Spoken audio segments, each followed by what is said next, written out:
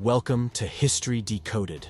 We're diving deep into one of the most astonishing military victories in history.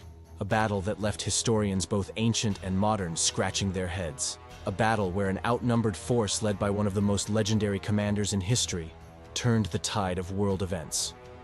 This is the Battle of Gaugamela, a victory no one can truly explain, full of strategy, mystery, and the legend of Alexander the Great. And today we're unraveling the enigma behind Alexander the Great's incredible victory at Gaugamela. In 331 BC, two titans clashed, the ambitious and relentless Alexander and the Persian king Darius III, whose empire stretched across the known world. What happened on that battlefield would not only seal the fate of Persia, but also cement Alexander's place as one of history's greatest military minds. But was it sheer genius, luck, or something else entirely? Let's decode the mystery. First, let's set the stage. Alexander, with his Macedonian and Greek forces, had already claimed significant victories against Persia at the Granicus River in Issus. But Gaugamela was different. Darius was prepared. This time he had assembled a massive army, far larger than Alexander's. Estimates vary, but most sources agree Darius commanded around 100,000 to 300,000 men, while Alexander's forces numbered around 47,000. On one side we have Alexander, just 25 years old but already a seasoned commander. He was bold, charismatic, and innovative, always looking for a tactical edge. On the other, we have Darius III, older, wealthier, and ruling over the largest empire the world had ever seen. But his leadership was often questioned, and some historians argue that he lacked the decisiveness needed in critical moments.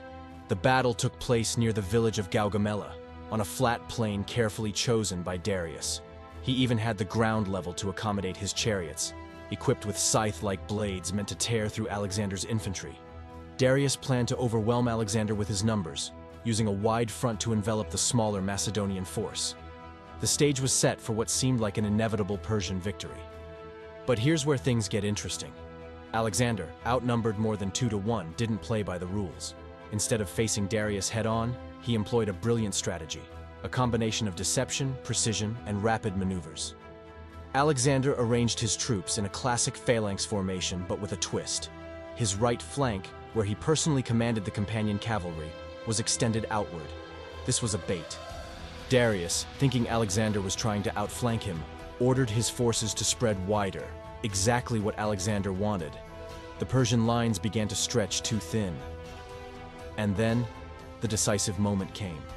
As the Persian cavalry moved to engage Alexander's extended right flank, Alexander launched his counterattack.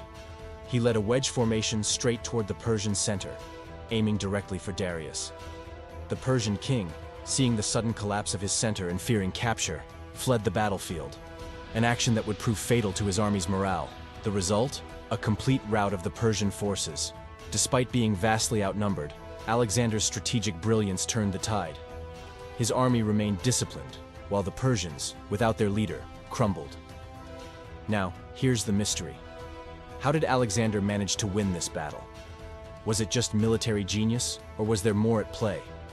Some historians believe the Persians were overconfident, relying too much on their numerical advantage and their scythed chariots, which were largely ineffective against Alexander's well-trained infantry. Others speculate that Alexander's use of terrain and timing was nothing short of perfect, exploiting every weakness in Darius's battle plan.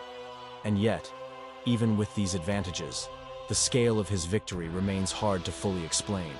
How did a smaller, supposedly weaker force manage to crush the largest empire of the time?